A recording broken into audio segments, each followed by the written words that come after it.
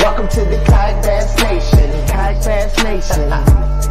Hey, welcome to the Kayak Bass Nation. Welcome to the Kayak Bass Nation. Welcome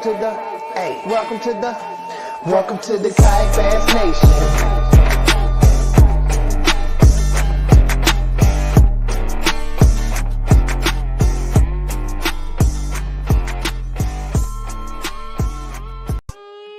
Lunch Money Lambert.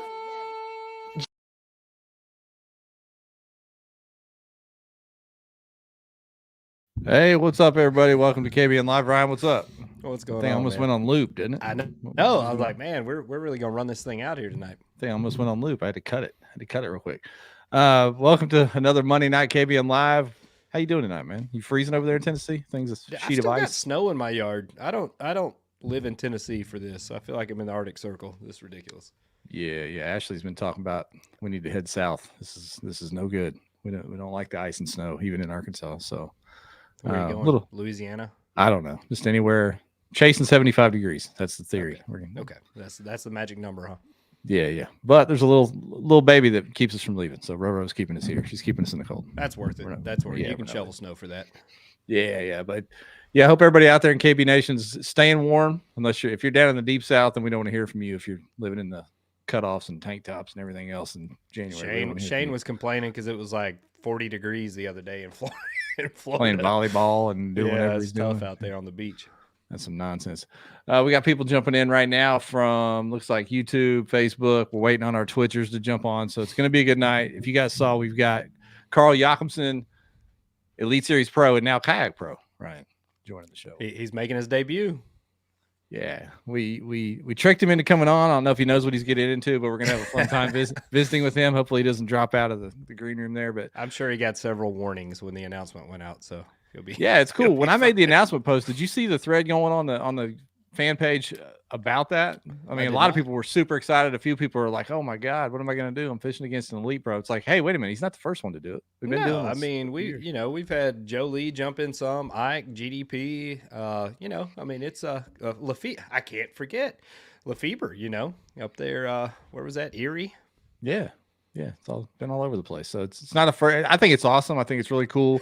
I know Carl's had the Hobie logo on his jersey for a while. He's been partnering up with them. He's been around and involved in kayak fishing for a number of years. This is just his first kayak. I'm shocked that it's his first one, honestly. Yeah. I mean, he spends a good bit of time playing around on the Hobies. Yeah. So matter of fact, a few years ago, if you'd had to like make bets on who was going to be the first one to cross over, a lot of people might have sent him.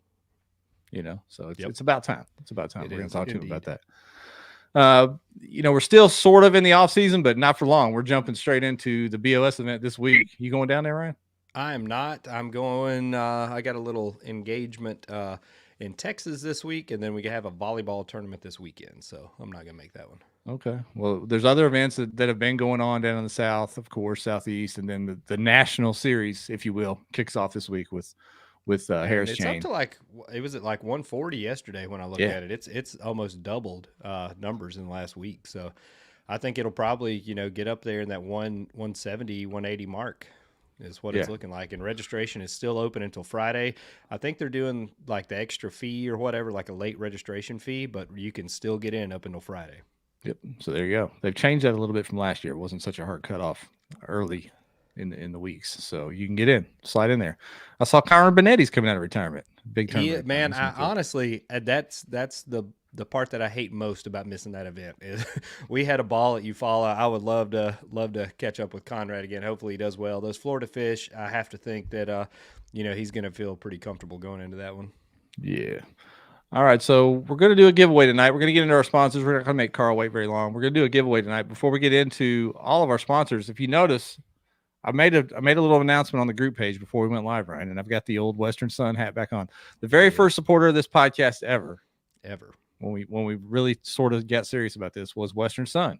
Have we gotten serious about this? Well, sort of serious about it. Okay. Western Sun came on board. We were so glad to have them as a partner when we first got going with this, really, a few years ago. The pandemic threw everybody out of whack from a budget standpoint, from a marketing standpoint, and we had to part ways with them for about a year now. Stayed in contact with them. Stayed in contact. They were missing the KBN love, and we're glad to have them back on. We got it back on track in 2024. So welcome home, Western Sun.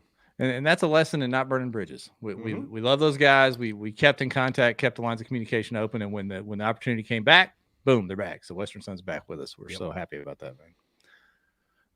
And of course, the show is presented by Eco Fishing Shop, ecofishingshop.com. A lot of chatter on the page this week about new rigs. Looking for different parts and rig out things. Get with Eco, call over there. They can walk you through rigging your boat. They can ship you a boat, whatever you need at Eco Fishing Shop. And I'm sure we're going to start hearing some things about the fall Big Bass 250. I don't have a hard date for that yet. I haven't seen it, but when that starts up, we'll get Travis on to talk about that too. And then Pro Guide Lithium. I saw some battery chatter on the page this week too. Everybody's getting rigged up, man. Everybody's looking for these accessories, looking for the right battery to go with. And of course, you get a discount using the KBN code. So that's right. That's help you out there. Yeah. We've got our giveaway partners tonight. We're going to do some glasses, man. We're back on them glasses. So let's throw that Revo logo up. We're going to do some Revos tonight. To get involved with the Revo giveaway, all you got to do, you've been around here before, is hit like and share on Facebook, like and comment everywhere else, and we'll pick a winner at the end of the show. So do your thing. KBNers. And our partners, Gill Fishing, as well as Seaguar Line and Z-Man. Glad to have them on board. There we go. All right, let's get Carl in here. He's been waiting long enough. Let me see if I can remember how to switch this. I forget every week, Ryan. Here we are. There he is. All right. Live from the garage. Yep. Hey, boys. Man himself. How you going? Everyone is typing in their Australian accents tonight, so you've really inspired the nation here. Nice. There'd be some bad ones, I bet. Bad accents. I'm sure. Are you distantly related to the late, great Steve Irwin at all? I'm not, Okay. but I used to sell fishing tackle to his dad. I've had a few close calls with Steve, but I actually never ever got to meet him. But I knew his dad pretty well. His dad was a really keen barra fisherman, and the tackle store I used to work at, he used to come in there, and I used to sort him out with all his gear. That's awesome. A legend. Yeah, he's a champion. He is the real deal. I want to start off. How did you get into bass fishing? What's the fishing landscape in Australia? I know we went to Hobie Worlds and I met a lot of the Australian team guys, and they're mainly brim fishing, correct? Yeah, sort of the short of it would be we don't have like that one species like what America has with a largemouth or a bass, like a bass, largemouth, smallmouth, spotted bass. Aussies are a lot more versatile as far as like we just fish for like everything, I guess. And everything's within 3 hours of inland. So a lot of the lakes and stuff, freshwater lakes and rivers aren't that far off the coast. And so a lot of people will just go from fishing for brim in the salt water, and then they'll go inland and fish for Murray cod, our Australian bass, all sorts of like inland species. So people just tend to be a little bit more open to just fishing everything. We have a few iconic species, but everything is like isolated. It's like barramundi in the north, Murray cod in this midsection, brim on the coast. It's sort of just a bit different like that. We just had a question. What was your biggest barramundi? My biggest barra is 120, 1.20 meters long. So I don't know, probably about 60 pounds, 70 pounds probably. That seems large. And they're really aggressive fish, right? Like big strikes and stuff. Yeah, like they're a cross, but I'd say they're a cross between a snook and a tarpon. And they jump, violent bites, and yeah, they live in freshwater impoundments like landlocked, and they also they are native in saltwater, and so they build these dams and they release barra in there, and they just get giant because all they do is eat, and they don't have any predators, so they get huge in like these big landlocked lakes. That's awesome. I was hoping that's where Hobie Worlds would be, was Australia. That's on the bucket list of places. A giant barra on a Hobie would be pretty cool. I went and filmed a couple guys they're actually Hobie team guys, Matthew Van and Brandon Barton tarpon fishing in Pensacola, and they were catching like 120-pound tarpon out of the Hobies. It was insane. I want to do that. That's on the bucket list for sure. Get with those guys, and they'll take care of you for sure. Yeah, I know. Brandon Barton, you said, yeah, he's invited me down there a handful of times. You need to go with him. You need to. He He like he whispers to knows the what he's tarpon. doing. Yeah, he's the man. Ryan, we got the Twitchers showing up. The Twitchers are in the comments. We appreciate it. Thank goodness. Carl, do you know what Twitch is? We just learned about it. Yeah, kind We're of. not I'm well not versed. or anything, but It's for the kids. It's for the kids Yeah. over there. No. awesome. We've got some questions piling up. I've got a list of stuff we want to ask you. And like Ryan said, I know I've heard your story on other podcasts, of course, talking about coming from Australia and chasing your dream over here. We don't have to get into all that, but Yep. How long have you been? I know you've had Hobie on your jersey for a while. So how long have you been in a kayak fishing? Because I know you're not just some guy that's sponsored by a kayak company. You actually kayak fish. You mess with kayaks. So talk about that. So I grew up, I started like any other kid, started off the bank and fishing with bait and trying to, just loved fishing. That was my passion. And then I worked my way into, I couldn't believe it when I got to be in a kayak, that was like the next level and just taking those steps. But in Australia, we just always loved to kayak fish. And so we'd always go out to these rivers and just like you'd drop one vehicle off and drop another one off and then come back and you would like kayak the entire river catching Murray cod. And I just loved it. But Steve Fields was really like, people don't know, but he's been one of my biggest supporters from when I very first was thinking about coming over here, and one of the guys that really got me over the line, and one of my first like real paying sponsors that said like, hey, we want to get behind you and support you when I was struggling to make it here in sort of 2009, 2010. And he has backed me solid ever since. And he had a lot of people giving him hell about it because they were like, why is this kayak company sponsoring a professional, like a bass person that's in a boat? And Steve had that vision of like, we want to show that like everyone loves to fish out of a Hobie, and he knew I had the passion for kayak fishing. He knew I'd fished out of a Hobie. And now it's like a mainstream thing. All the kayak companies, they end up sponsoring an Elite Series angler and an Open angler. But it's really started with Steve way back then, and they've just gotten behind me ever since. But it was never about jumping in the tournaments. Like I'm super competitive. I love the competitive to compete on the Elite Series. That's what I'm all about. But when we compete so hard and for so long, when I'd finish, my Hobie was my thing that I would take to a lake or a river and get away from all the boats and away from everyone and be able to go and fish for some unpressured fish in a cool location. So I always used it for that instead of competing. But it was always in the back of my mind, like, I wonder if I can do this. And I've always wanted to. And then I just never did. I've fished out of my Outback for years. I had a compass. Like I just had I traveled since 2015. We've always had a Hobie on the roof of our Lance camper. I've always had it on the top of the truck. It's never left us. We've had 2 blow up. We always had like the inflatable SUP. So we've got the I11S, and we'd take them, and me and Kayla always after or before the tournament would be pumping them up and going fishing somewhere where we were about to compete. So it was always about that. But to jumping into a tournament, it really sparked me going to the Hobie Championships here on Chickamauga just at the end of last year.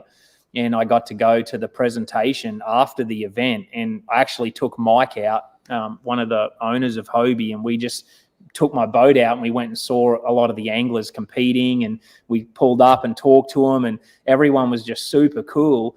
And then we went to the presentation, and I got to just be a part of it and give prizes out and some of the trophies and shake some of the guys' hands. And the passion that they had and the emotions of the kid that won, and all the support that they had, and the way they spoke about fishing, and they were teaching they were telling everyone what they caught them on.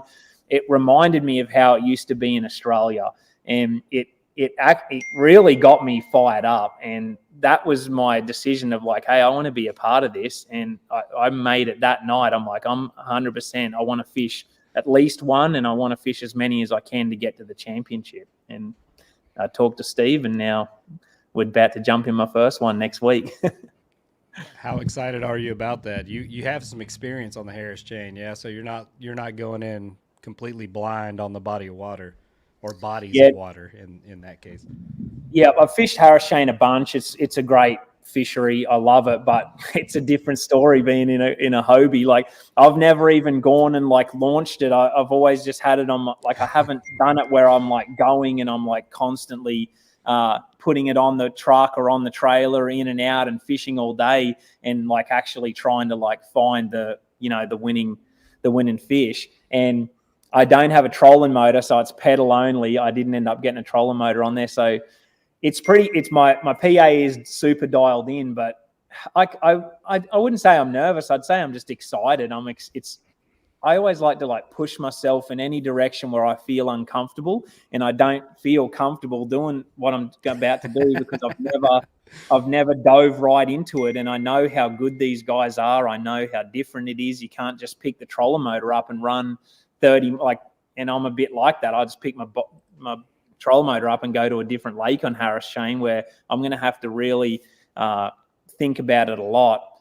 And then to throw a few things in the works is there's an off limits of information for the Hobie tournament, and I'm on off limits for Harris chain for the elite event, so I can't speak to anyone. Like, it's just going to be me in my kayak and going fishing, and I'm excited about that too. So y'all don't be talking to Carl when he's down there now. Yeah, everybody I feel bad because it's a lot of people don't know about that, and it's a tough one because people like fishermen love talking about fishing, and it's one of those things where I'm going to have to constantly say, sorry, I can't be talking about fishing. And what are the off limits rules on the Elite Series, just so people know, kind of what you're on the Elite Series, the second the schedule comes out, is zero information on anything from anyone outside the tournament. So I can talk to Elite Series anglers like that I work with, but no one else. So as soon as it's on the schedule, that's it. And so from whenever October or whenever the schedule come out, I can't talk to anyone about any single fishery on that elite schedule. And what's the cutoff for practice on the elite? Like, the kayak series now not conflicting, I guess is what I'm saying, with the elite off limits. Yep. So we can go to the lake up to a month from the tournament. And so and then the classic's in March, and the classic has a cutoff of the 1st of January, and they've had that all the time. So I drove across to Oklahoma and pre-practiced that in the end of November, and then the cutoff is on January. So there's like basically a 3-month total cutoff of the classic. I like it. Yeah, we got some good questions coming in. We'll save a lot of those and get to them at the end of the stream here. Somebody asked earlier, how long were you fishing in Oklahoma? I guess they saw you over there or saw your truck or something. They said, how long were you fishing? Yeah, I was there for a week, but it kind of sucked. It was like basically snowing and blowing 25 miles an hour every day. And I actually lived in Tulsa for almost 3 years. And so it was, I know Grand well. It's actually where I cut my teeth on bass fishing. It's where I learned most of my stuff about bass fishing. So it's pretty cool that it's come back there. But I wanted to go on. Now you're a Tennessee River boy. You're right here, right up the road on Chickamauga there. Yep. Yeah. In 2019, we bought this place that we're in now, and moved to just outside of Chattanooga on Chickamauga, pretty much on Chickamauga, and we've been here ever since then. How do you like the Tennessee River compared to some of the other fisheries that you fish around the country? I love it. As was one of the main reasons that we moved here, is just the versatility of Tennessee. You can do so much. They have smallmouth, largemouth, spotted bass, highland reservoirs, clear water. They have rivers. You can fish the flows of the dams, the backs of the dams. Like, you can literally learn everything within 2 hours of where we are right now. And I think that's why you see so many good fishermen come from this area, like the Andy Morgans and the Wesleys and all of the, you see Wheeler moved here. A bunch of the anglers have moved here because you can just constantly get dialed in on so many different bites. Another hammer you see all the time. Yep. They're everywhere. That's cool. It's a good spot. So I know you said you've never fished a kayak tournament yet.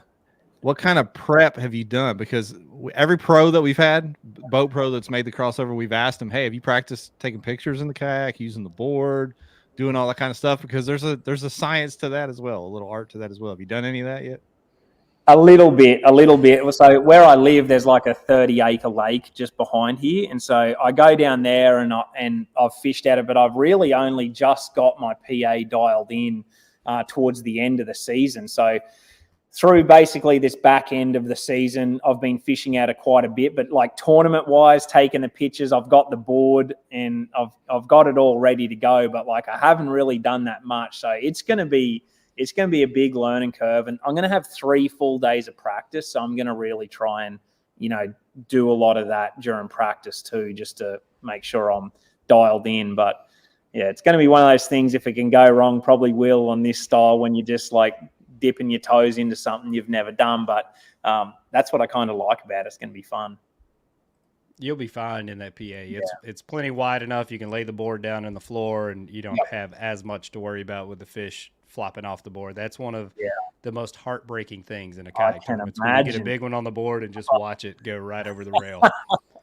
That would suck.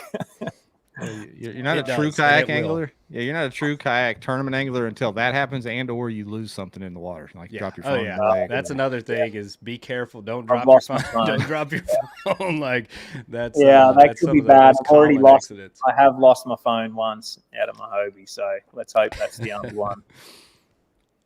Use a net. Don't boat flip. That was another helpful piece of information that we had pop up there. I've got the net. I think I've got everything. I feel pretty good, but I'm sure there's going to be something. But I actually just put it on the roof of my Tundra, and so we're heading down there tomorrow. And I've been putting the links up there, and I'm like, it'll be pretty similar. But the Pro Angler 14 is a lot bigger than the links, and I'm this is a bit more of a deal. Oh, so you're car topping the PA? Yeah, I am, but now I'm calling into the dugout in the morning, and we're dialing a couple more things in on the boat. I have to get a new GPS puck put on, and I think they're going to loan me a little trailer, so I'm going to put it on a trailer. There you go. Yeah. That's smart. You'll break your back trying to do that too many times. Ewing Minor, who dominated the Hobie Series last year, he car topped or Tahoe topped his PA for years, and it was like it hurt me watching because Ewing's like maybe 150 pounds soaking wet throwing this huge kayak up on top of a Tahoe. That's cool. Yeah, his dad's in the comments. The kid could give you a few pointers. He could. I never. He also how he got won Harris Chain last year. So hey, there you go. Into it without that knowledge. I might just keep it on the roof then. Buddy, he smashed him down there last year. That's awesome. Sure enough. Ryan, you want to get some of these questions, man? Yeah, let's do it. They're starring up. They're stacking up on us. So I'm trying to pay attention. I'm trying. Yeah. I'm on my game tonight, Jeff.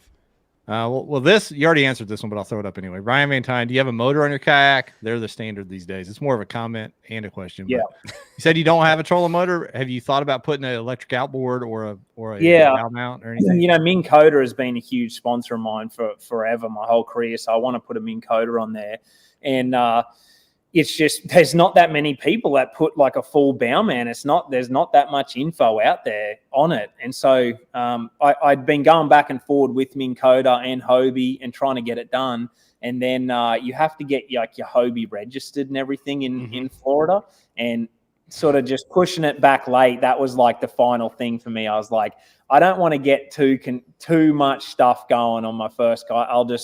I've got two hummingbirds on there, and I'll just stick with that, keep it simple, and my legs will be strong by the end of it. It'll be good work. I don't want to get too much going. I've got 7 graphs on there, so I should be fine.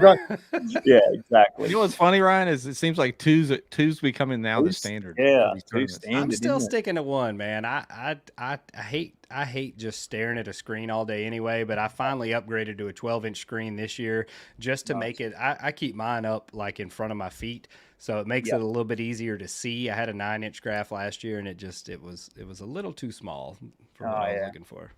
Yep. Yeah, it's a fine line between everything, but like I enjoy the technology. I enjoy everything. Like I don't people always box everyone into, well, you're doing this or you're doing that, too much electronics and not enough of this. I do it all. I walk down here, I put a backpack on, I'll fish in a boat with 5 graphs on and use live forward facing sonar, and then I'll fish out of my links with absolutely nothing on it. I like fishing and I like all aspects of it. You don't have to be like, I'm just a purist at just this, or I'm really good with my electronics. That's the only way I like to fish. I like fishing in every different way. On the competitive side, though, forward-facing sonar has played such a huge role in the success in these tournaments, and even on the kayak side, like I said, Ewing dominated most of the series last year utilizing forward-facing sonar. So even on our side, that it started off, like you said, just a simple throw and go type deal. Now kayak fishing has advanced to multiple screens, motors, the whole 9 yards. It's getting to the point that it's like a mini bass boat now. Yeah, I know. That's what I tell people. My PA is like my bass boat in a in a kayak. I've got it all there, but I've actually really enjoyed it because I put it on this lake here, and I used to just fish and not really know what was there. And like now, I'm learning a ton about this lake that I'm on, of like how they hang out, what's down there. It's one of the best learning tools. But it will be a big phase where it's super dominant, but it won't always be. It'll wean off, and there'll be the next thing that will come through. That's just how it is. But I like seeing technology do what it's doing, and it's getting people that mightn't have got into fishing, getting him into fishing, and and it's getting people that have struggled to catch fish to be catching fish and enjoying the water. So I think it's a good thing. Are you using Mega Live or Mega 360 or both? I got both. So down in Florida, I can tell you I've caught more bass off Mega 360 than any other, any other bit of technology by far. And what's the main advantage to that for the people listening? So I outfished several people last year in several different areas. That they had live and I had live, but I had 360 and they didn't. This happened in a bunch of tournaments, and 360 is giving you this perfect layout of the bottom. And so although live's giving you that slice and you're seeing the fish and the move and the brush pile, getting an overview look of like say you've got an eelgrass patch and it's 10 by 10. On the back side of it, there might be a little 4-foot edge that has bluegill beds just running off the back side of it. Live doesn't show you that.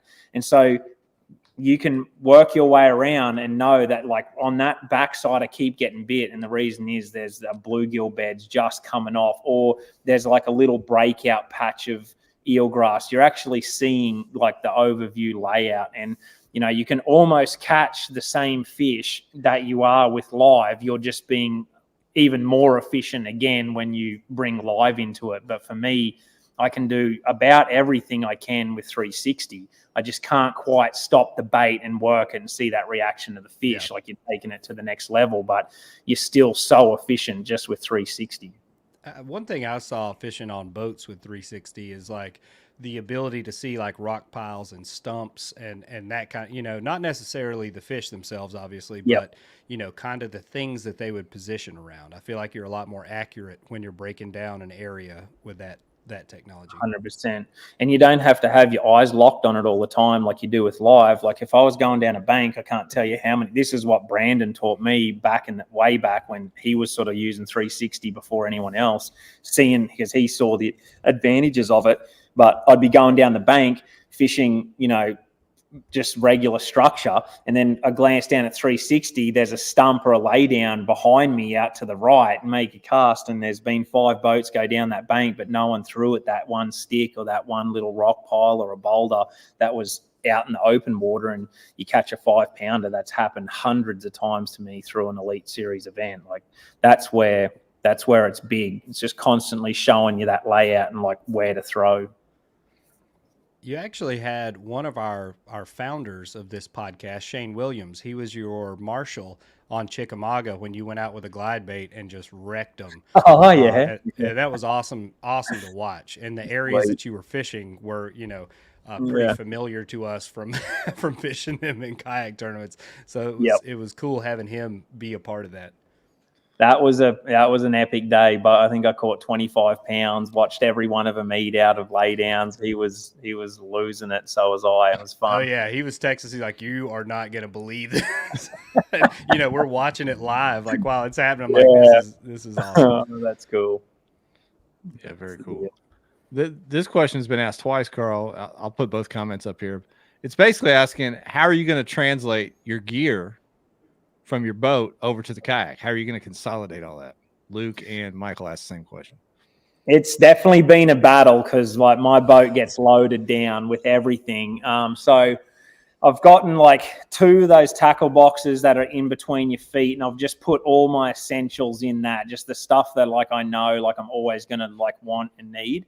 And then I've got a tackle bag, and I've got like 2 boxes in there, like 3600s. And then I've got like packs of plastics, but I've literally just got everything that I've ever caught a bass on and Harris Chain in this one bag.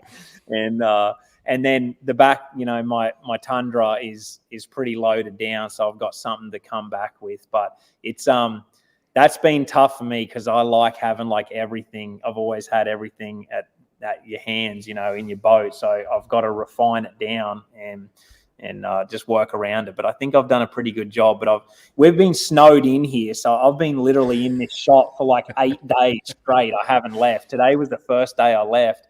So this shop is like spotless. Everything's clean. My tackle's organized. My Hobie's dialed in. I'm ready to go. I just got to get on the water now. Do you have underseat storage on the Hobie that you've put in there yet? No, it's just so open. While you're at the dugout, pick up a one objective underseat storage, and it'll let you put like 6 3600 boxes right underneath your seat, so it's super easy to get to. That's there pro you go. tip. Yep. Oh, I needed that. Yep. That's definitely happened. That's why I wanted to stop in at the dugout on my way down, because I knew that they rigged my entire kayak. But I don't know if they knew back then I was going to fish tournaments. So it'll be good to go through there now that I've like figured a few things out and be like, all right, I need this, this, and this. Are you running a tackle crate, like a Hobie H crate or a I got the Black Pack or something? Okay. I got the H crate. It's got the batteries in it right now, but we've sort of got a little shelf in there, and then my tackle bag, and I can actually fit 3600s in that too, so I can lean behind and grab them. And then I want to get a bit better GoPro sort of set up so I can film sort of from behind, rather than I've been clamping it looking sort of straight forward, but you can't really tell that you're in a kayak. Like you can't sort of see exactly what you're doing from that angle. Pick up a Yak Attack boom stick while you're down there. It's it's like 36 inches or something, but it gives you a really high vantage point back there that you can catch everything. Nice. Sweet. A lot of good comments and questions coming in. Let's pick another one from. We'll go to YouTube. Ethan Robertson on YouTube. What are your goals for kayak fishing this season? And that goes with another one. I'll try to find that question too. Basically, what are your plans as far as how many events you're going to fish? Yep. What are your goals for each event, etc.?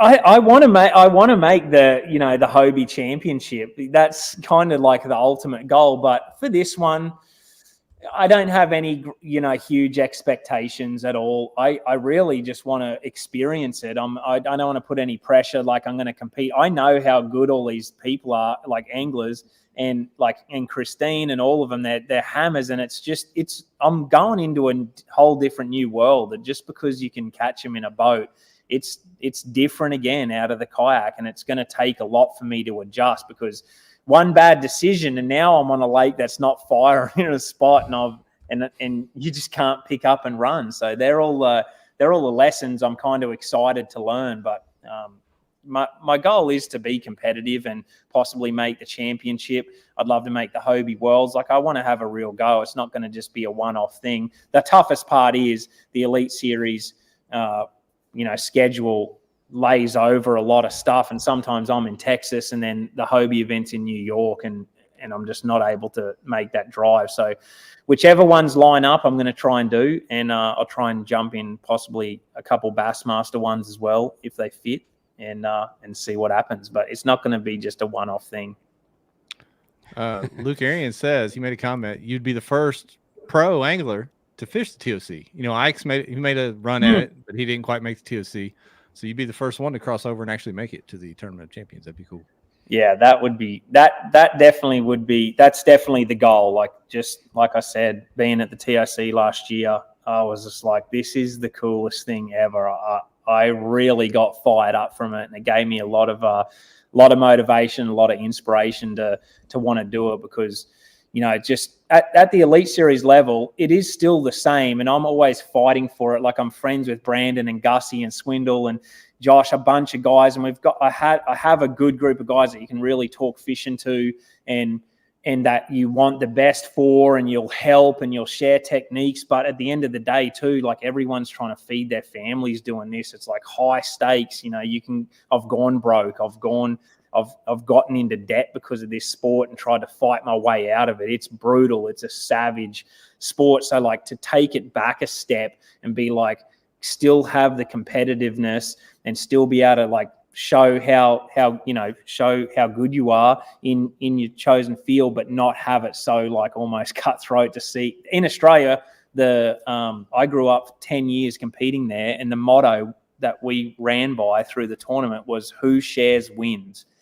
And I always just lived by that. Like, when I was in my boat, people would come up and I'd be rigging tackle and I'd show them what I was going to use the next day. Like, I was like, I think they're doing this. And it was just regular anglers. I wanted to see them catch fish and do well and get excited about tournament fishing. And I saw a really good glimpse of that at the TOC.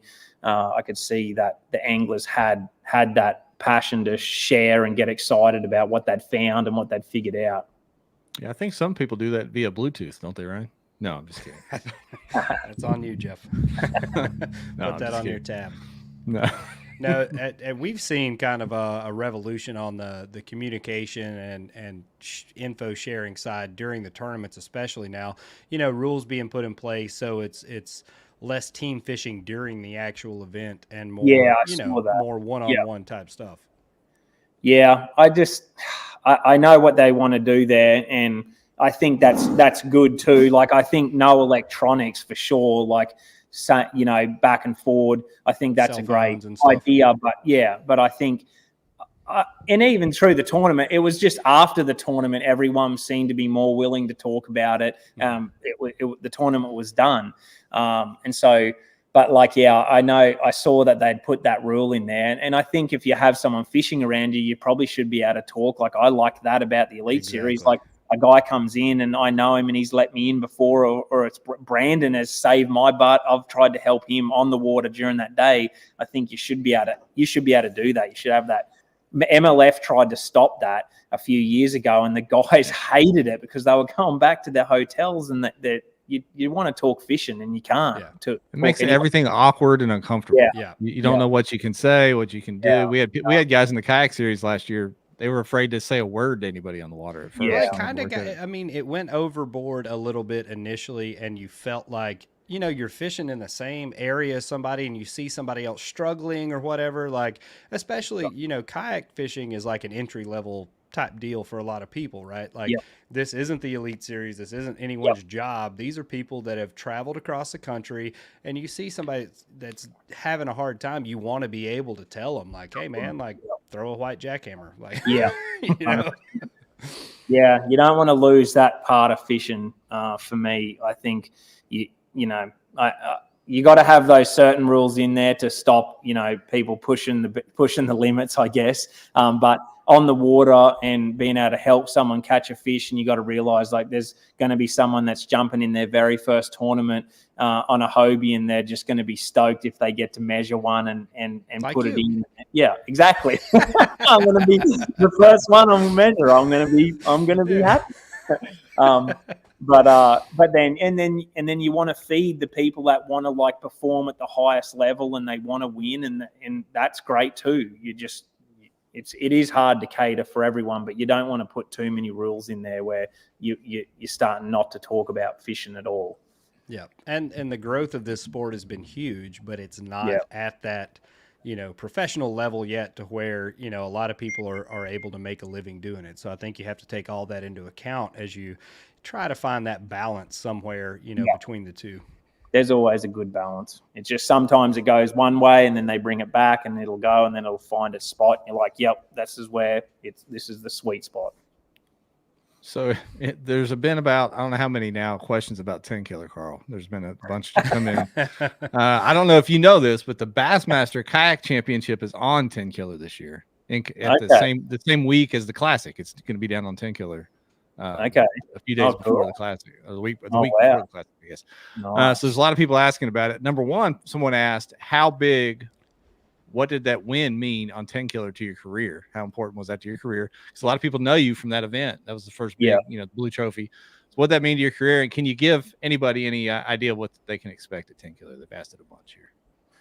So the reason I'm sitting in this shop, the reason I'm still fishing, the reason about everything to do with my career is because of 10 killer. It changed our lives in so many ways, in so many different ways, not only just financially, but just it.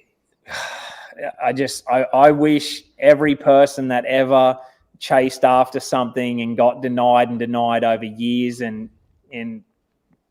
over their whole life got to feel what that felt like for me, because it was I hate to say it was everything, but that's what it was. I'd been fighting for that for almost 10 years here, and I'd just run into so many brick walls and so many different avenues. It's one of those things where you start to wonder whether it's ever going to happen.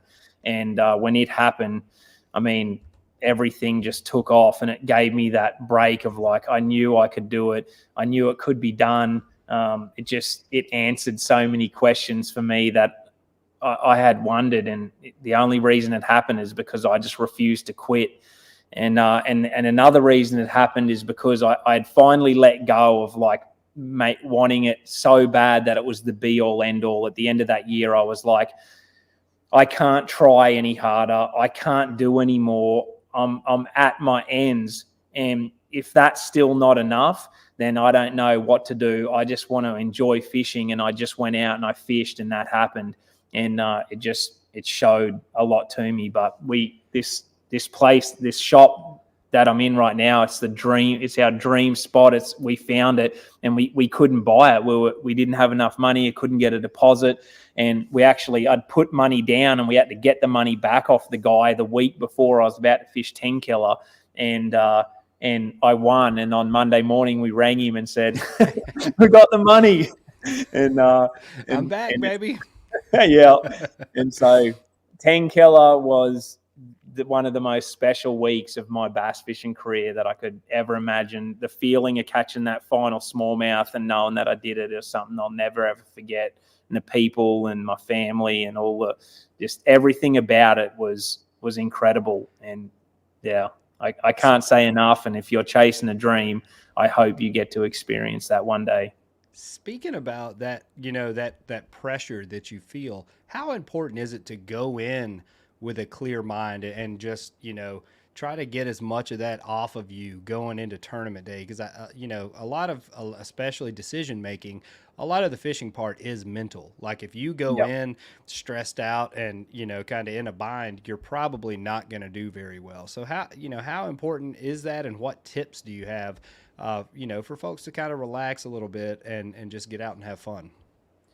Yeah, 100%. It's everything. It's huge. I don't care how good a fisherman you are. Like if you're not good mentally, it's just not going to happen out there for you. You have to be clear mind. Fishing's a beautiful, natural thing that you go out and you have to read the water and read the wind and what this is doing. And if your mind is on something else, it's just not going to happen. Even if it's thinking negative thoughts, I struggled for so long because I literally got whooped so bad here that it became here it is again, yep, another round 20, I'm getting whooped again. And you start to think like that, that's going to happen. 100%, that's what happens. It's confidence is so much in bass fishing, and confidence comes from It comes from literally being confident of what you're doing. So you're going to have to spend that time studying, being on the water, doing the things so you can have that confidence. You can't just go out hoping.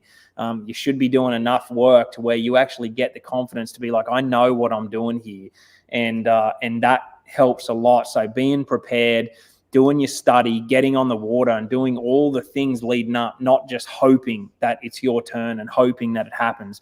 I dream with my feet running 100 miles an hour. I don't dream when I sleep. I'm running as fast as I can after that. And that's what you got to do. And then you'll find yourself when you're there, you're not uncomfortable in that scenario. You're relaxed. And it's something that can't be, I don't think I can tell you like, oh, go and do this. You have to learn it. You have to do it. You know, you have to do the work so you can then have a clear mind while you're fishing. And so all of that comes from time on the water, doing all of the things that you have to do, that you know you have to do. You can't just wing it. You have to do all the pre-set things. And I'd done that, and year after year after year, and it's not working, but I'm chipping away at it. Like a great quote I just learned the other day was like this, like a mum was trying to open up a jar and she couldn't open it. She gave it to her son. He tried to open the jar, couldn't open it, gave it to the next person, that his older brother. He tried to open it, couldn't do it, went through 4 different guys that had the dad trying to open this jar, couldn't open it, gave it back to the mum. She gave it one more try and it opened. And it's like none of those twists were wasted. All of those twists were building to the jar finally opening. So all of those days on the water, all of those setbacks, all of those kicks when you're down, all of the losses, they're not wasted. They're all building and building. You just got to keep twisting the jar. You can't stop. If you stop, it's definitely not going to open. And so that's a great one to remember when you're out there and it's raining and you're getting whooped and you keep losing and it's year and it's happening. If you just keep doing it, that twist ends up, the cap comes off, and then you win 10 killer and your life takes a whole new direction and your eyes open and you're like, that's what I was doing it for. And we've said this numerous times in the past. It doesn't take anything to lose a tournament, but to win a tournament, to win a big tournament, everything has to go right. One little mishap during that day could completely derail everything. That's why people talk about preparation, respooling, retying. Like, try to eliminate as many variables as you can going into it, because all it takes is that one thing and you're third instead of first. Yep. Yeah, taking the things that, like, not worrying about the things you can't control. If you're casting out there and they're not biting and they're not, you can't do it. Like, the one thing I do at the end of the tournament, I just make sure I did everything I possibly can. And if I did that, how can you be upset? It's actually, I used to get upset because I was like, I did everything and it wasn't enough. So I was getting upset. But now I don't get upset because I'm like, I did everything I could and it wasn't enough. So now I just got to go to the next one.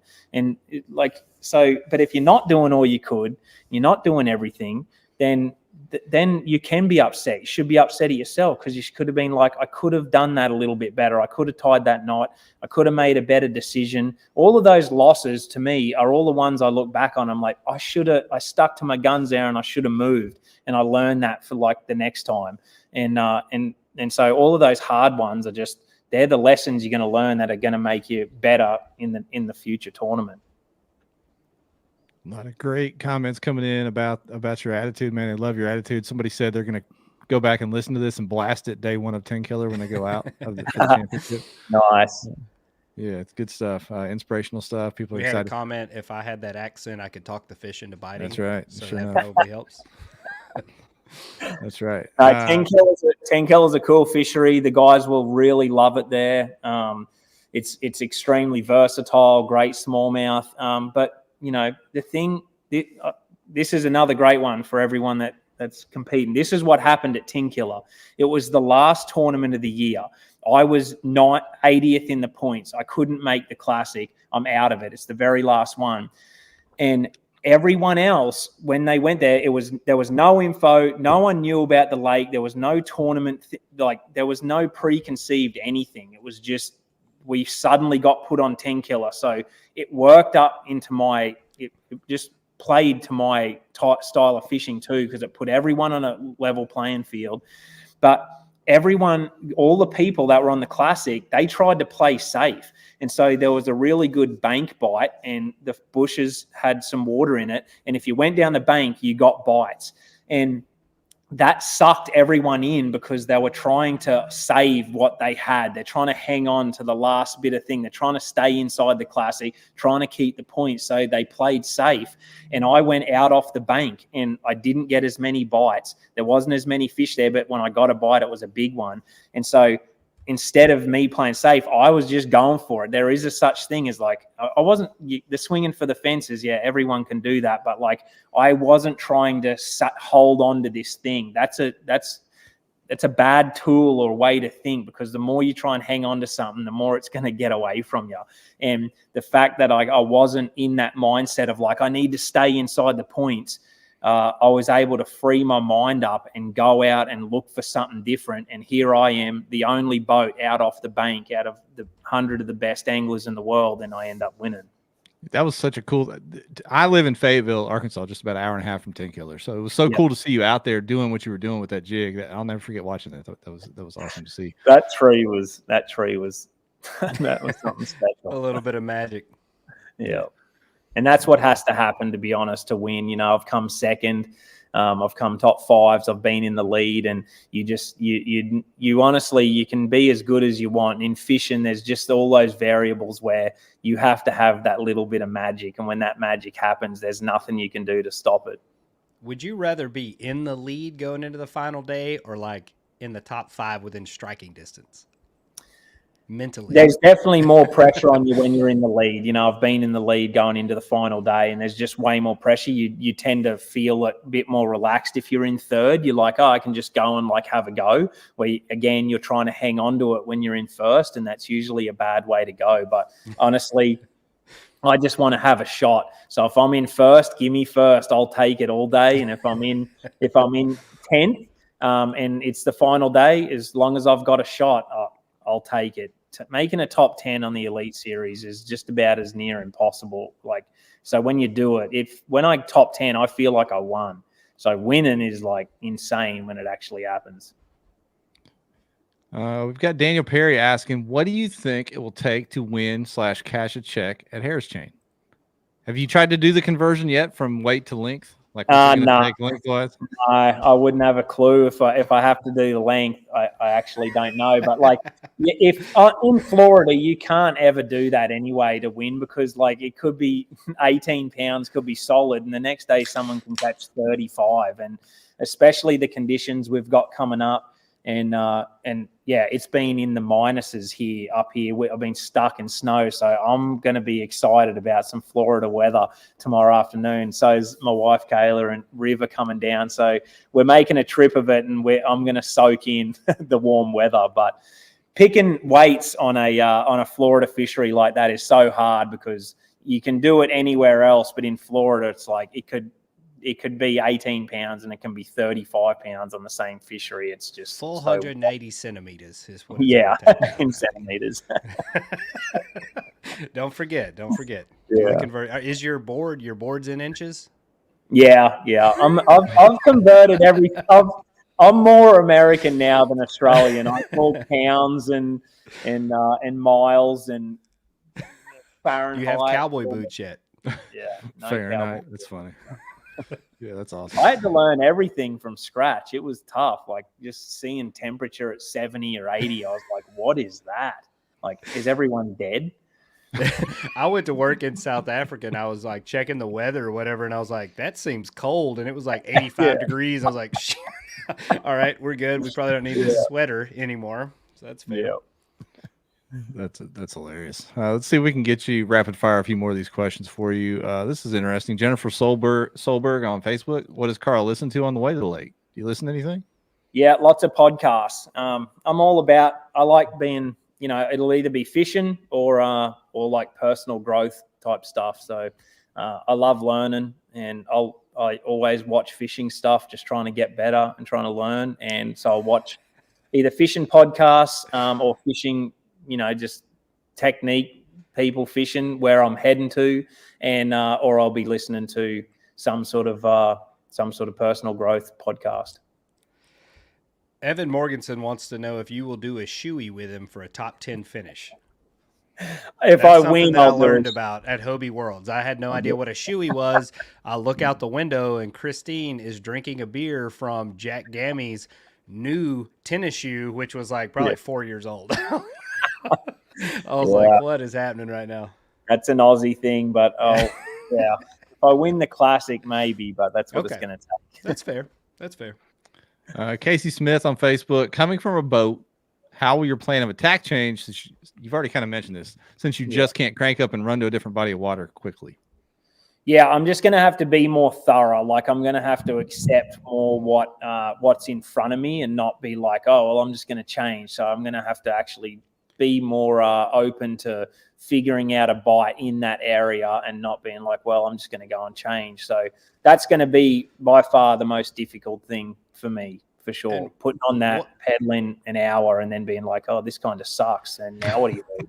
Well, and you need to know, and when you're pre-fishing and practicing, learn how long it takes you to load up and get everything rigged to fish, because you have you don't want to wait to the last hour of the day and then you burn that hour trying to make that last minute move because you made a miscalculation on that. Yep.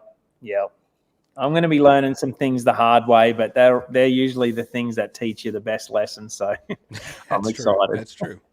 Chris Cabral has a couple questions on YouTube. Are you going to be able to bring your boat waypoints? I guess so. You can bring your boat waypoints over.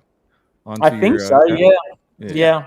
I'm probably not going. I actually don't do a bunch of that because on Harris Chain, like I had a spot on Harris Chain a couple of years ago, and it was a patch of eelgrass, and I fished in an open, and I caught a fish every single cast for 3 hours straight in the tournament. It was insane. My co-angler never caught a bass both days. I felt terrible, but I was like, it was this one clump and I thought I could win there. And I'm like, dude, if you cast in there and catch a 10, like my whole tournament's ruined. And I had that, it was just something special. And like that grass and that thing's not there anymore. Like it's just gone. So it was that one time I found that like this one insane spot and it's not there anymore. So down in those lakes where the grass dies and changes and they spray it, it's I just go looking. This is a question from Josh Evans on Facebook. This is kind of this American question. Are you American enough that you play cornhole or pool? I guess pool is universal, but do you play cornhole? I do when they get it out, a family thing or something, then I'll have a go. But I'm a pretty decent pool player. If that's what he's talking about, like tape, Yes. That's what Josh is in part of my traveling circus when we go to these tournaments, and we always find like a smoky, trashy pool hall, or we play cornhole all night. One of the two things always happens. Just I'd rather play pool tenfold. I'll play pool all day long. Deal. I'm tagging in Mark Pendergraph. I'm decent at that, but at table tennis, I can. There's not many people that can beat me.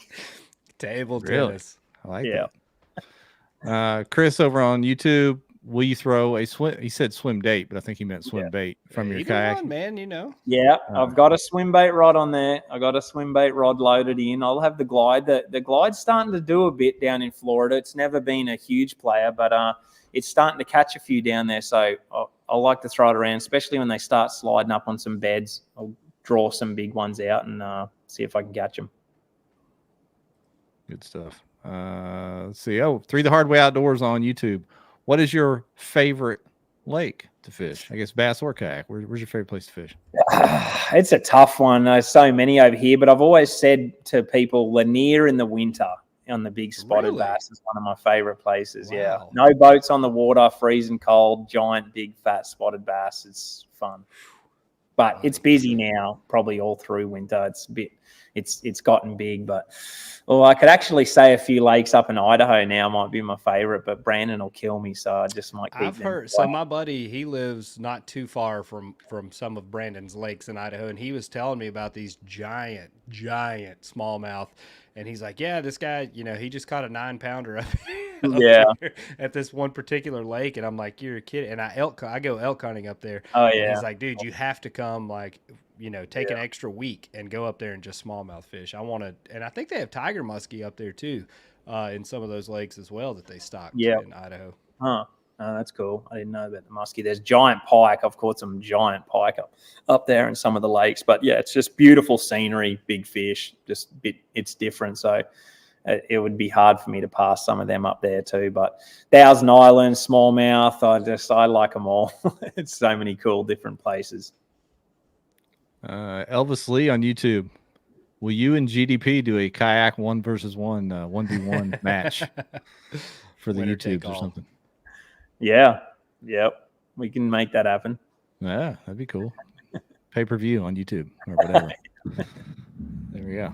So Corey asked if you can fish without electronics. He covered that. I think you touched on that a little bit. You've done a little bit of everything. Watching the growth of the importance of electronics, kind of in the big leagues, especially. The thing is, like, people get crazy about it all, but like, it's been around forever. Like and I think I'm a really good age, and I think the older guys, a little bit older, that are willing to accept the technology are in the prime, because I got to compete my whole life and fish growing up with no technology and using your instincts and your gut instincts and using all the things, the wind direction and the currents and the temperatures, and learning off that. And then when you add technology into that, you grow, you tenfold. But like, if you shut any of those off, now you're narrowing yourself down to a very one-dimensional. And it was a funny thing when I moved to America, people kept asking me, what type of fisherman are you? And I'd never heard that before. I'm like, what are you talking about? They're like, what do you do? And I'm like, whatever catches them. And then they're like, no, like, are you a jig fisherman? Are you a power fisherman? And I'm like, I just, like, whatever catches them, I hope that's what I'm able to do. But I understand what they're saying. But that was never the case in Australia, because you had to be good at everything to be able to catch them. And what's happening in America is that's what's happening, is like, that's getting asked less and less, because there are specialists, but you don't want to be a specialist anymore. You need to be really, really good at absolutely everything. There can't be any weaknesses in your game if you want to compete at the highest level. And you need to be able to fish the bank with no technology and read the laydown and the snag and the way the grass is and the cast angles. And you need to be able to use forward face and sonar and make a perfect cast on a suspended fish and know how it reacts off your graph. Like, you need to be able to do all of those. A lot You're of great hit. stuff. I'll Man. go ahead and say Yeah. you're a hit. That's I'm sure that's what you were about to say, Jeff. Yeah. This has to be one of the best KBN broadcasts yet. I will say, having you on is fantastic. You and G-Man are probably the two most informative pros that we've had on, and I think a lot of it has to do with your attitude and how you look at things, and constantly adjusting and fighting to get to where you want to be. And I think that's why you're both successful in this. That's awesome, mate. I appreciate it. It's I think that is what it is. It's like, everything is how you look at it. If it's doom and gloom, guess what it's going to be? It's going to be doom and gloom. If it's like, well, you're going to look at the positive side of everything. I just see everything, the negativity talking about in bass fishing right now, and I'm like, I don't see it. I've wished my whole life for this. Like, fishing my whole life, everyone just thought I was a loser. Fishing sucks. Why would you do that? It's not cool. And now is every kid wants to be a pro, and everyone's got rat boats, and the buzz is huge, and there's people fishing, and it's getting bigger and bigger, and kids think it's cool and they love it, and there's high school fishing and college fishing. Like, that's everything I'd ever wanted the sport to be. I wanted people to see it and more people to get into it, and now we've got it and people are complaining about it. I'm like, no, this is a good thing. But You're it's never going to come... make everybody happy, No. Like, there's always going to be people that don't want whatever it is, whether it's adaptation or growth or whatever. There's always going to be kind of that negative outlook on it.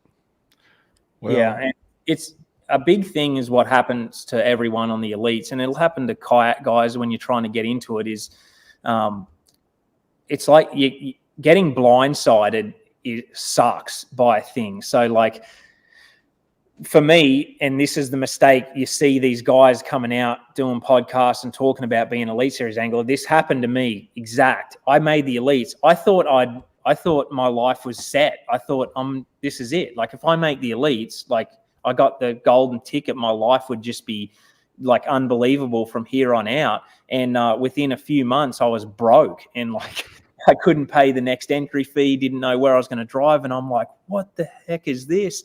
And I'm freaking out. And I had to like somehow navigate through all of that and come out the other side of it. And that's what's happening to everyone. You've got this preconceived thing in your head that like, it's what people think they're going to get rich and then they don't have to do anything ever again. It's like when you actually dive into it, even people that are super rich, they're still working their butts off all the time. It doesn't end. There's not this thing, well, if I get here, everything's going to be great. No, you just leveled up. Now it's going to get harder and you're going to have to like dig even deeper to keep that and keep it growing.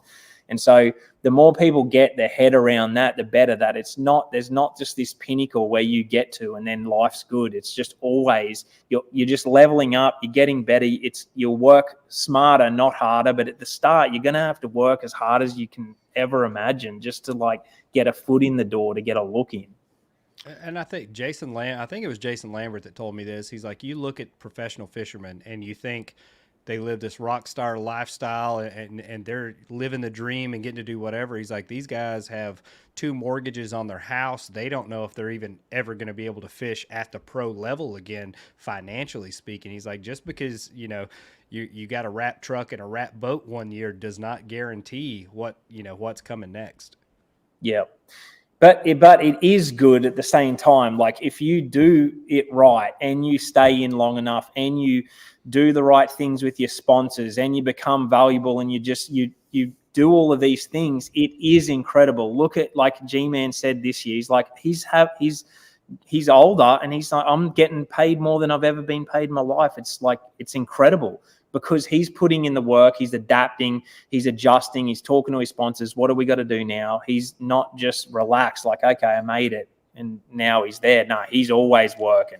And that's the thing. Just keep working.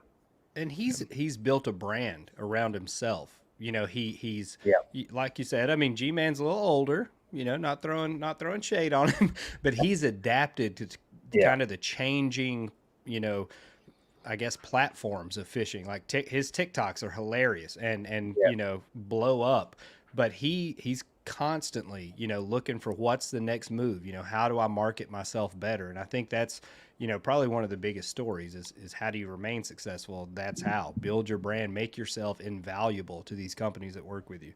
Somebody up in the comments said Carl's the Australian PMA. That's what they said. I saw that.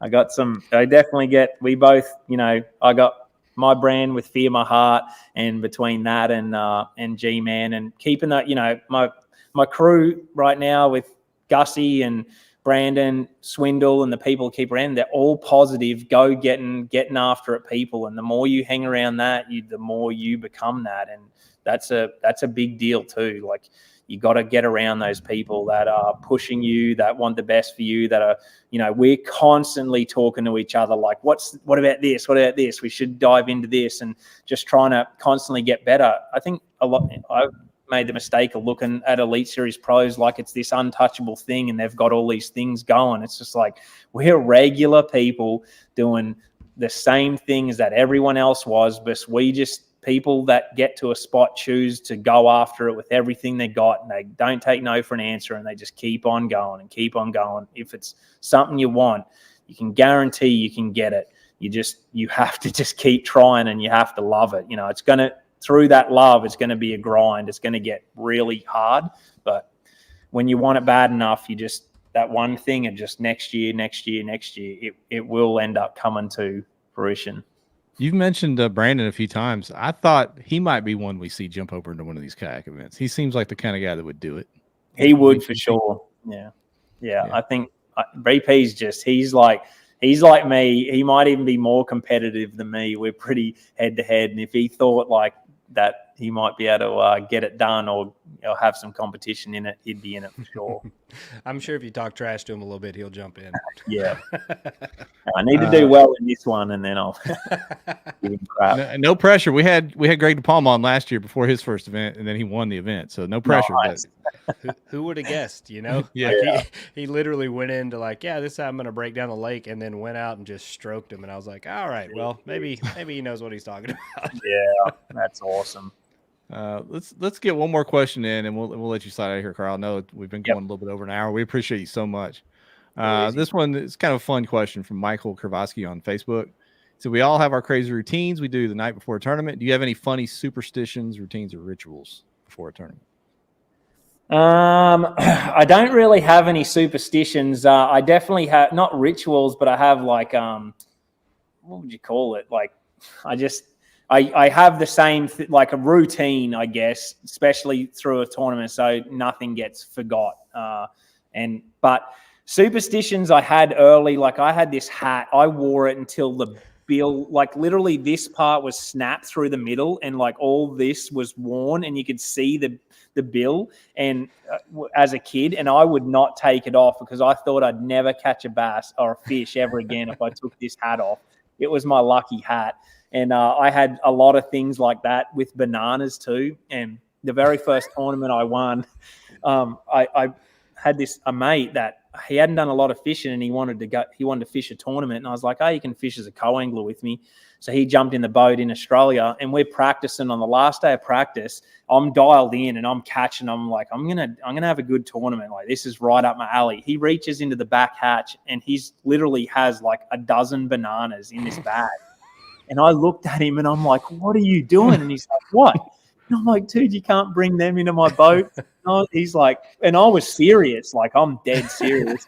He's like, I had no idea. And I'm like, oh, my boat's gonna sink.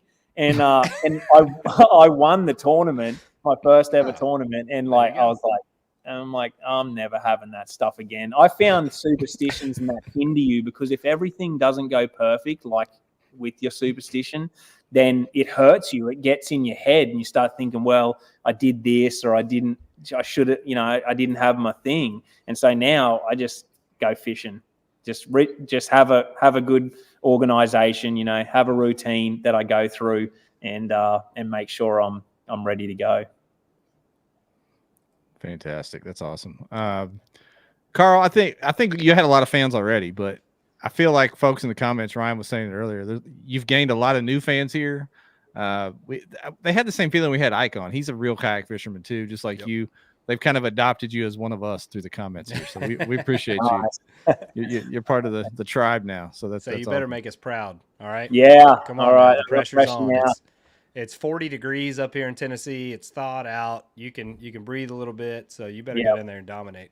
I know. I'm going down. It's going to be fun. Let's do this again, maybe after the kayak or after the classic, and I can give you a little recap of how what I thought about it. We'll do it next Monday after you win Harris Chain. How about that? If I win it, we'll do it that night. All right. Well, hey, thank you so much. We're going to let you slide out of here, sir. Yep. And good luck not only at the kayak tournament, but we'll be watching you on the Elite Series as well. Thanks, guys. Appreciate it. Had fun. All right. See you, man. Take care. Man, that was fantastic. That was, I knew it'd be good, but that was even better than I thought it would be. That was awesome. I mean, just the way he carries himself like that. I think that's the biggest takeaway from tonight's podcast. Like he super positive, just has that hustle in him. Yeah. A lot of people saying great show. That's one legit Aussie. Great show. Yeah. Unbelievable stuff. So I'm gonna be pulling for Carl. I already was a fan. Check your Facebook messages, Jeff. I want you to pull up. Jason Borofka sent a kind of a helpful tidbit for Carl on how to help measure fish for Harris Chain. He said he used it before his first kayak event, which, as we know, saw him on the stage at Possum Kingdom, and we learned the story of JT, which has been, awesome. It's been awesome to watch him grow. And I think JT just started school, if I'm not mistaken. He's doing fantastic. So it was hilarious. He had one of those stuffed fish pillows practicing for measuring on a hog trough of all things. Yeah. Who knew? How about that? There you go. Appreciate you, Jason. Glad to hear that about JT as well. That's cool. Oh, yeah. Let's get the giveaway thing pulled back up. We're doing the Revo giveaway. You guys are doing the hashtag Revo. I see it. Corey said this was your best show. Great job. How about that? Appreciate you, Corey. It was a good one. It was a good one. I'm glad he's jumping into the kayak side, but also very glad that he took the time to spend with us tonight. Yeah, man. And he said he'd come back, so we must not have pissed him off too bad or anything. Yeah, look at that. Look at that. Yeah. Big audience tonight, Ryan. I don't know if you were watching the numbers up there, but we were up in the 140s most of the night. Big audience on YouTube and Facebook. Looked like the X/Twitter stream shut down at some point. So sorry about that. Hopefully you jumped over here to Facebook or YouTube. And the guys on Twitch were saying that Twitch was the clearest stream of them all, which I don't know. Everybody usually says YouTube's clearest. I don't know. Let's see here. What do you say? You want to do this giveaway? Let's do it. I just got 83 pairs the other day. Some new Revos in for this season. Did you? All right. Yeah, send a little care package. Thank you. Fantastic. Here we go. Drawing yes, Calvin, that is an autographed Bill Dance hat hiding behind me. Good slow roll Julio. Never forget. You're right. Let's see who's going to get it tonight. Who's getting the slow roll Julio tonight?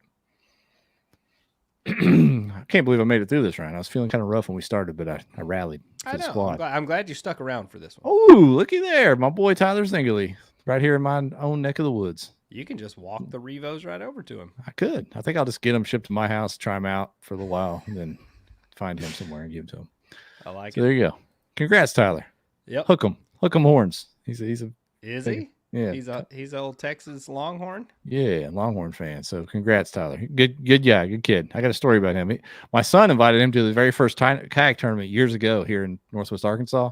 Came out and was like, "This sucks. I'm never doing it again." And fast forward a few years later, he's the AOI for our club up here. Oh man, so that's awesome. Good job. Yeah. Well, I am going to pack some bags and head to Texas. If anybody's on OHIV in the next couple days, I might bump into you out there. Great show. Thank you all for tuning in. And again, thanks to Carl for taking the time to share some knowledge with us tonight. All right. Catch a big one, Ryan. Yes, sir.